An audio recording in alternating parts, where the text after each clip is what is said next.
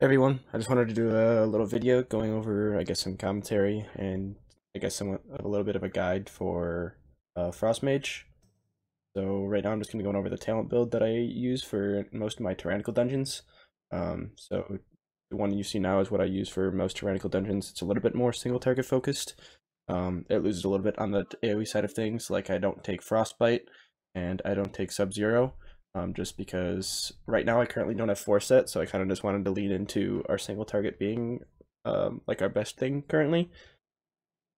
So yeah, one thing that is a little bit different that I typically do compared to other mages is I run Ice Flows versus Shimmer. This is kind of just a choice thing that I've been using for a while. It's just something that I've been comfortable with. But yeah, this is the general tree that I use for most Tyrannical dungeons. This might change when I end up getting 4-set. But as of right now, this is my general M+ tree for Tyrannical.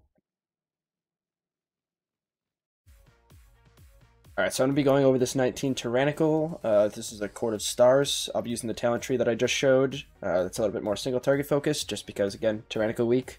So yeah, let's just get it right into it.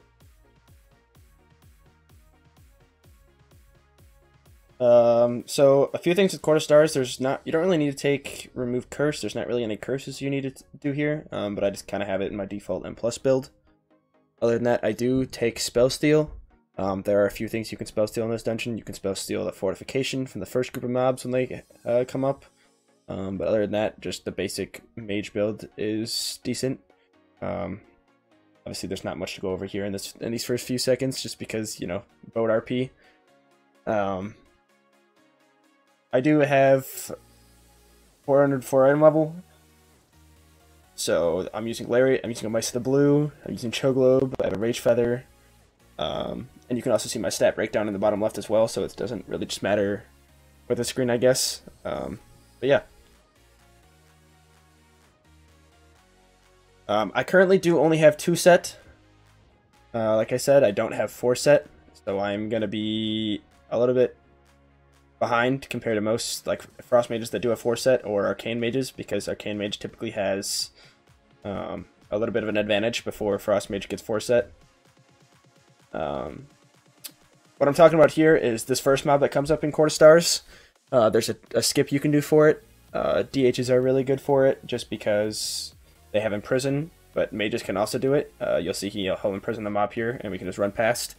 If you don't have anyone that can imprison or rogue sap or anything like that, mages are able to do this with Poly.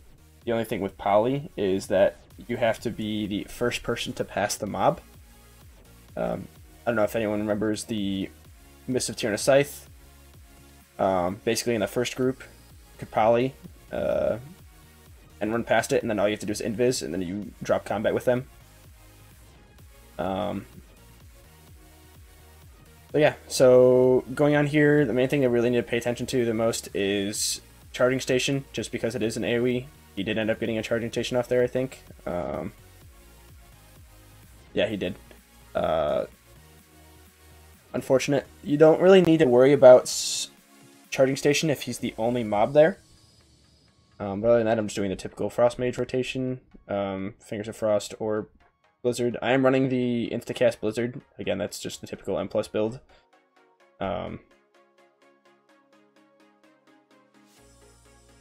Yeah, the main thing here, I don't really like the Mana Sabers in this pack as a Frost Mage, because they hurt a lot.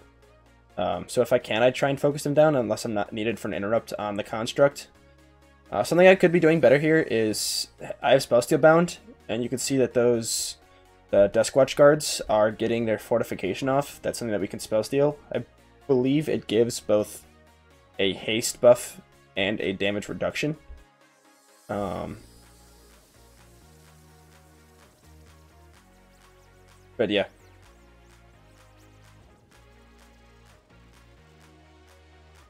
For Thundering, my idea with Thundering as a Frost Mage is I don't really care about Thundering unless I am... So there's two different Thunderings mechanics. There's the wind one that kind of looks like a tornado, and then there's the one that looks just like a lightning ball. So always the tornado one will have we'll only have 2 people that have it, and the lightning orb will have 3.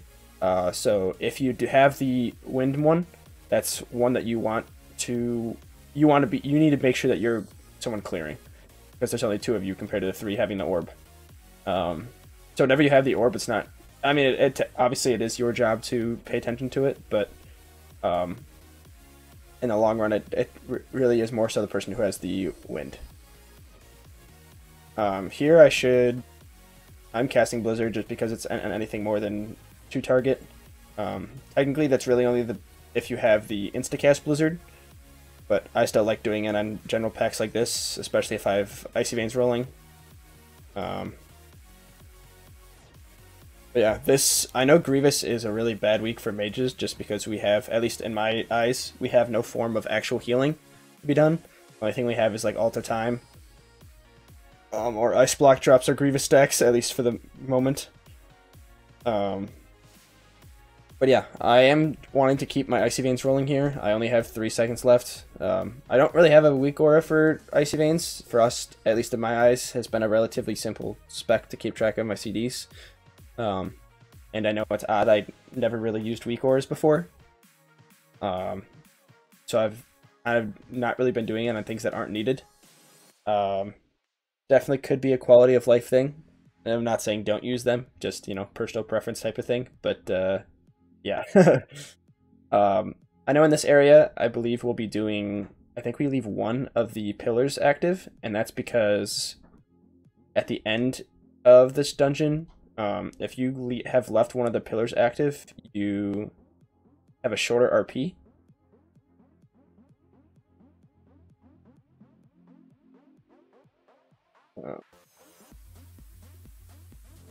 In this group, you want to be making sure you interrupt drain magic. I believe that does an increased damage. So here, as you saw, I didn't have one of the lightning ones. I had one of the orbs. I didn't have the wind. So I was running into melee. Because I knew it was the tank and the other melee. All 3 of us who were in ranged were the orb one. So I knew one of us were going to have to clear.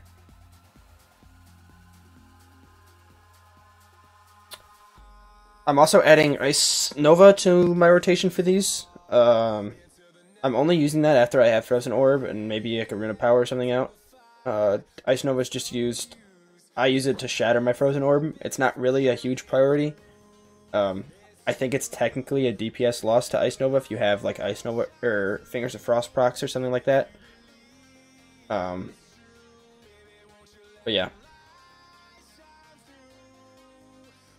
This is a little bit of a rough key. I've never done this double pull that he did here. Actually, I think this was a triple pull.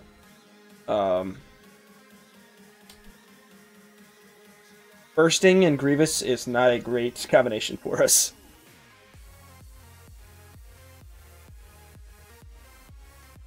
So now it's just going to be us disabling pillars. We gotta wait for Pats and for all of us to get the pillars deactivated. Like I said, I think we leave 1. One really good thing with Frost Mage in this key is we're able to, if you do end up leaving a pillar activated, when he calls his Sentry Guard, we can poly the Sentry Guard. I know our DH also uses Imprison on him. So you see here I have the lightning, so I'm going to get close to the person who has the, or I have the wind, so I'm going to get close to somebody who has the lightning orb. I typically do like clearing it a little early for some of these things, especially during that like arcane lockdown. It is not great for us to be forced later on, because there's always be a mechanic on this boss to get past us. So you see him doing the signal beacon now. The DH I think imprisons him first. I see him coming from behind, I was going to go poly him. Oh, I actually don't think the DH imprisoned. So oh yeah, he does. Okay. So typical Frost Mage rotation, nothing different with this. Always Flurry, Frostbolt into Flurry into 2 Ice Lance charges. Rune of Power on CD, basically. Nothing real special, that's just a typical Frost Mage cooldown. Or rotation, I guess I should say. Like I said, I'm a single target build. So I am expecting to do a lot more in single target than I would be normally. So as you can see, I am like pretty significantly ahead of the other people on the meters in terms of single target. That's especially good on a Court of Stars. I also messed up here. I think that was my bad. I'm pretty sure I woke the mob behind us with my shifting power, and I think he one-shot our healer. Unless the healer got hit by something else, I'm not entirely sure. I'd have to go back and relook at that again, but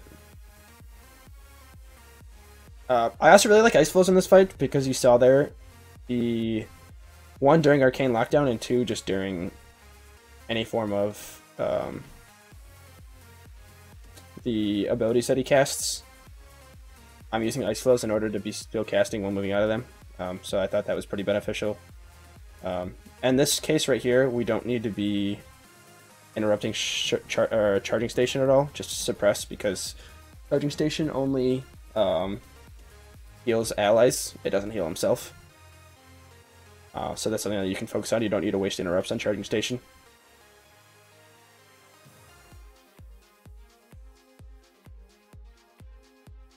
Yeah, especially since Court of Stars is a little bit less of a target count dungeon, I do like the Tyrannical build a little bit more anyways, just because it is not big pulls. The biggest pull you'll get are like the imp pulls, and those you just need to coordinate CCs. The hardest boss on this will be the Tyrannical, the last boss, because that does a lot of damage. That's something that, at least for me, Frost Mage, I felt was really easy to play on. All of our defensives, 2 ice blocks, alter time. It felt really nice to have those all for the last boss. Fortunately, no one got the CCs for that one, but luckily it went on the Warlock. Unlucky he died. But as you can see, then the 3 of us all chained our CCs back to back, which was not good. Like, we overlapped them. That's something you want to try and communicate beforehand. Having Dragon Breath in this key is very beneficial for the imps. As you see, I literally just say, let's set an order for that. It's literally the Warlock just got one shot, and there's nothing you can do about that if you don't interrupt it.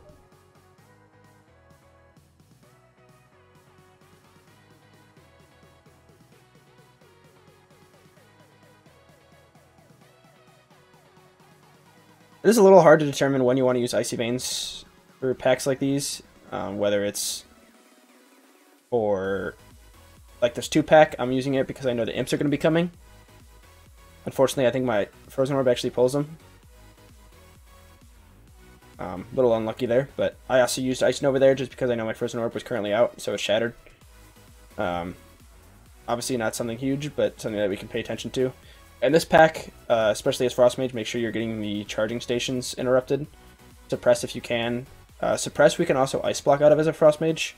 I think that's the only one that we're able to actually like get out of with an immune. Normal Blink doesn't work. My Human Ratio doesn't work. But yeah, charging station is the important interrupt in any form of AoE pack.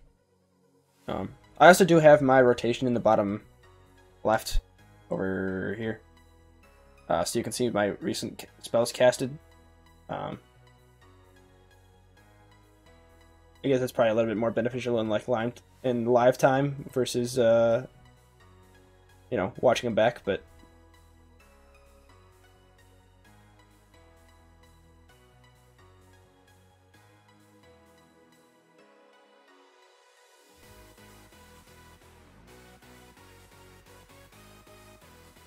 so there I used both Blast Wave to get that one add in that was kind of off, and then I also Dragon Breath the whole group. So try and pay attention to, we had no CCs planned. Not very good for us. Easily could have had someone die if I didn't Dragon Breath. But like this, I hate this feeling right here. I just cast Icy Veins for that last pull, and I'm now just sitting here waiting for our next pack to get pulled. And this isn't really a great dungeon for our Icy Veins. There's a lot of downtime, either if it's after you killing an Enforcer and you're waiting for the mini boss to come out, or like I just did there, we killed an imp and then had to travel to the next pack. It's not a great dungeon for our Icy Veins in general. I know for this one as well, mages are able to get I believe it's the lantern on the opposite side. Don't entirely remember the buff that the lantern gives, but always try and get it if you can. It's literally a buff to your group. The one that we were just talking about right there was the statue. Any of these things that you can interact with will either give your team a buff, or it will summon one of the mini bosses. So unfortunately here, when they asked if anyone got the statue, the monk went back over and went and did the statue, and now none of us are over there. So it just summons the boss there, and we miss out on a free mini boss.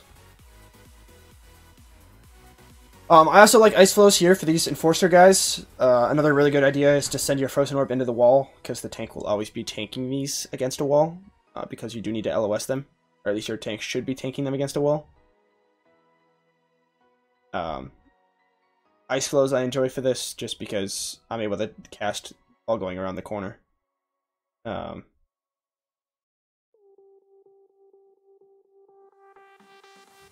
know we're gonna get the mini boss here too, so.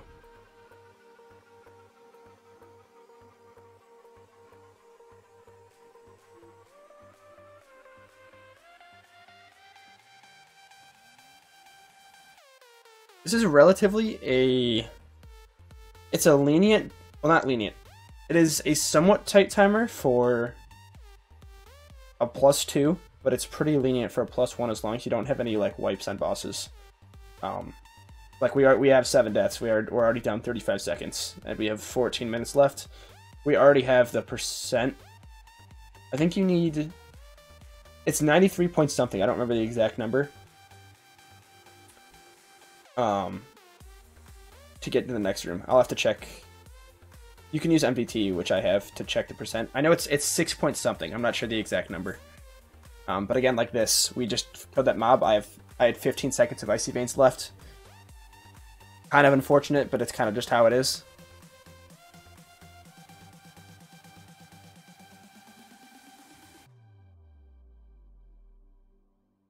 Luckily, we got another one of the goods. We got the Bizarre Goods. It summons a boss to us. So yeah, we killed one boss. We'll kill this Enforcer to bring a second boss, and then we can use the Bizarre Goods to summon the last mini boss. Anytime you're around these corners, obviously because you're LOS'd, I made a massive mistake here pulling these guys in. This could have easily cost us our key. Always try and cast Blizzard around the corner. It's free damage. You're not casting anything else during that time, so it's useful. Granted, it's very minimal damage, but any damage you can get off while you're around the corner will be good. I was very lucky we didn't wipe here, so always be aware of the pats in this dungeon, because they will kill you if you're not paying attention.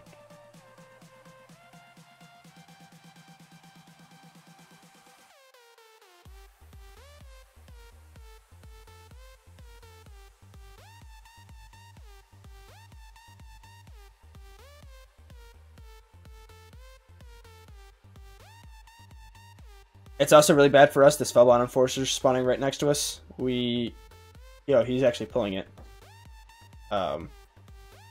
We had those Bizarre Goods in the back that we could have used to get that last mini boss, but instead I think we're gonna end up actually doubling up, which very risky. But I think he's just doing in terms of our time, because we only have 12 minutes left and we're done on enemy forces. We went way over on percent for this key.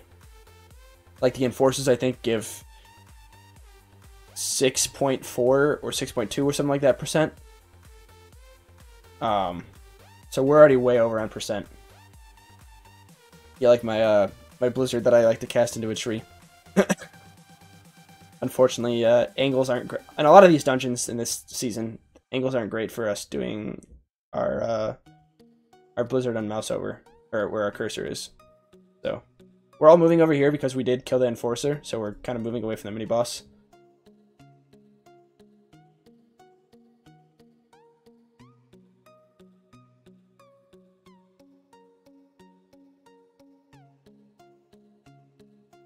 These are some things that I also enjoyed running the Tyrannical build on, because there are so many single target things in Court of Stars. Not only the bosses, but these mini bosses. All of them are pure single target. And as you can see by, damage meters, I'm definitely Like I'm our top DPS for all of these.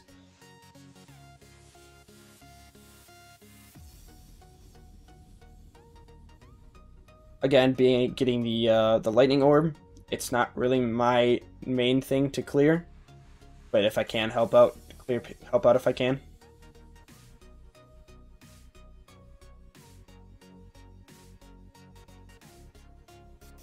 And now after this we have the boss, and then the mini boss, and then the boss again. Luckily I do have Icy Veins coming back up here. I don't think we're lusting on this because we're lusting last boss, which I just asked there. The last boss is a pain. So in this boss is Frost Mage. You can start out in range if you really want, but as soon as Infernal Eruption is coming out, which is, as you see from my timers right here, it was 15 seconds after it gets pulled. So you can go through your first whole rune if you want in ranged, and then move into melee. No real change. Always use your try and save your Frozen Orb if you can for this first set. Not really needed because other allies will probably save their CDs for that first set as well.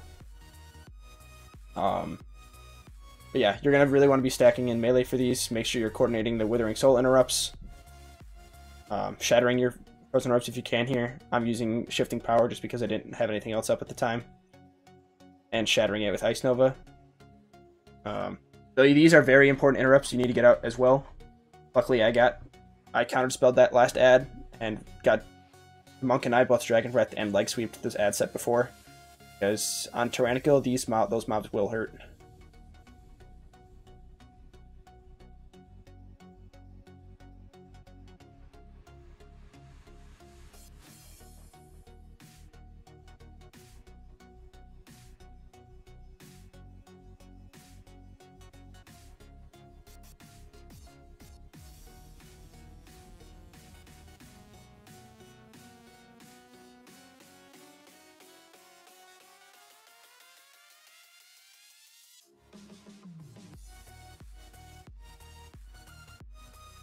This is a pretty good fight for Frost Mage. It gives us cleave potential with the ads. It gives us good Frozen Orb, Prio.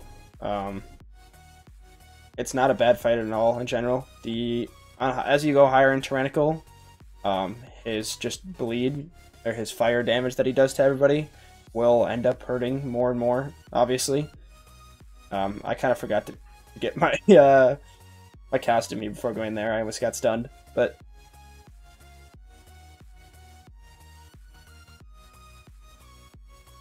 I'll also be honest, I don't entirely know the strat for these.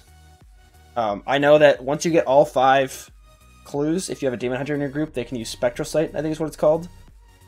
And that will reveal the mob. Some people have been like failing one and then getting one later on. Not entirely sure how that works. But yeah, I'm pretty sure we end up being very close on the timer here because we took so long with this.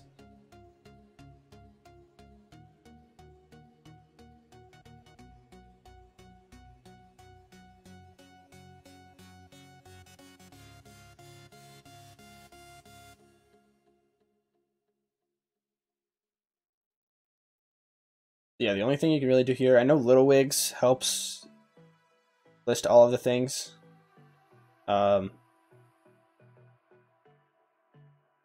Yeah, other than that, I'm not great at actually doing this puzzle. This is kind of a time waste. As you can see, we basically just wasted like 1.5 minutes trying to find this person, which made this a very tight timer.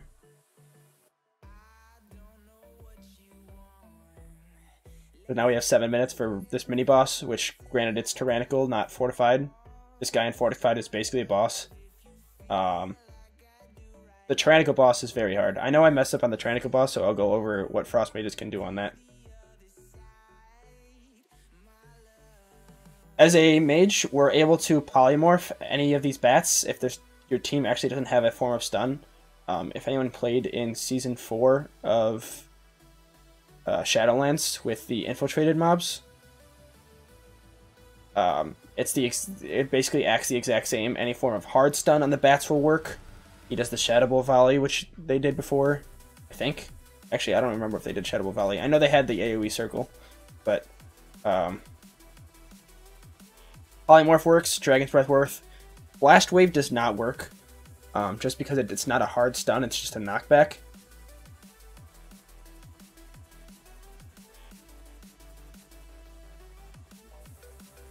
For this, someone can also go get the door early. Well, not early, but as soon as you kill it, someone can leave to go get the door. Which is what I want to do here. Because as soon as someone picks up the keys, anyone in the group can open the door.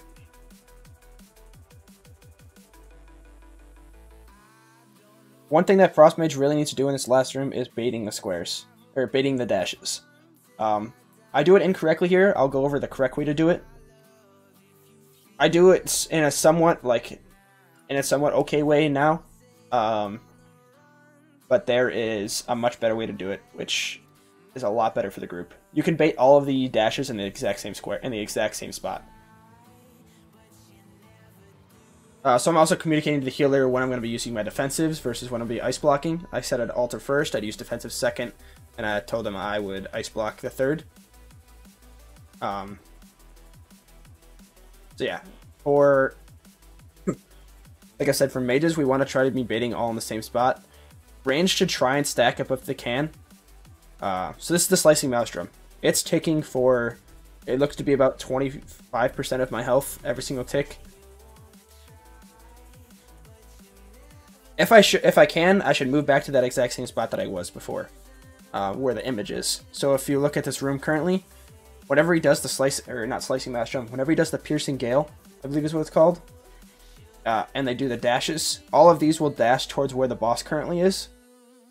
So it'll cover the room entirely. If you can bait all of these in the same spot, they will just only dash in one certain direction.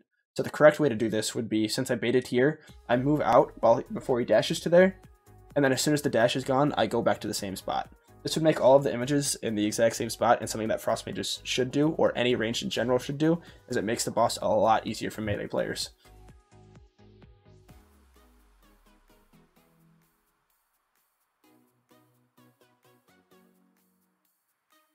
So Slicing Maelstrom, I greater invis for this one. Luckily, the timing works out perfectly for Frost Mages with greater invis. Greater invis gives us either a 3 or 4 second. It's something very similar to those of a 60% DR or 80%. Some very big DR. I'm pretty sure it's 60%. I'm like 90% positive. But the DR is massive for that phase. So Slicing Maelstrom, this is the third one. I ice blocked it. Now for this, I'm trying to find the person early with the Thundering, just because it is kind of a bit of a chaotic boss fight. I would much rather be safe and not get stunned with Thundering than try and min-max damage. So this Slicing Maelstrom, I alter timed. Now you see as the fight goes on, it does more and more damage. So the first one was only doing 25% per tick. It seemed like this last one, if we rewind a little, it does about 45% per tick, I believe. So 89 down to 52, down to 17. So 3 ticks brought me from 100 with a shield down to 17% health. So I like gaming it with Alter Time, as long as you know how much damage you're actually going to take. Very risky thing to do, especially in weeks that you don't know what other damage is going to be coming out. Like Grievous, you don't know when your Grievous is going to tick, things like that.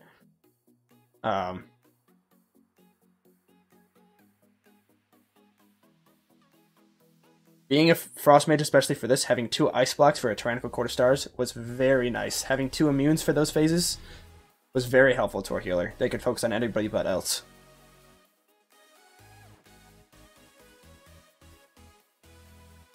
So while there's no, I guess, like, huge... So this last one, the Slicing Maelstrom, used defensives, it used health pot, and we timed the 19 Tyrannical. Very tight dungeon in terms of timing it, or not tight dungeon in terms of timing it. 2-chesting it is a very tight check. Very hard to get that. Luckily, I did get a piece of loot from that. The 405, the wrists, but yeah, it is a very good key for Frost Mages in general. I believe if you're running a little bit more single target focus build, any range, it's decent. Rating on the last boss, mages are good because we have Dragon's Breath and Blast Rate for the imps. And there's not really many big pulls. So Frost Mage excels in kind of 2 areas of pulls. It excels in both like 1 to 2 target with cleave, and it excels in like mass AoE. It kind of struggles in the area of where most pulls are, of like the 4 to 6 count, and anywhere around there, just because we don't really have, we have massive, like I said, we have massive AoE, and then we have low target. So yeah, with this quarter stars running Tyrannical, I do really think that running a little bit more single target build is better for us. There's a lot more low target pulls, both the mini bosses on the third boss, or on the second boss, mini bosses on the second boss, and just other bosses in general. It's a lot easier running a Tyrannical single target type build than it is running an AoE build. But yeah, that is it for, I guess, the Frost Mage commentary. Thank you all for being here, and I will be trying to do more content in the terms of like commentary. I know I didn't really go too much into Frost Mage itself in this one. I kind of did tips for both the dungeon and for mages in general for this key. But yeah, I'll try and be a little bit more in depth in future videos in regards to what I'm doing as a Frost Mage. But yeah, thank you all for tuning in, and have a good one.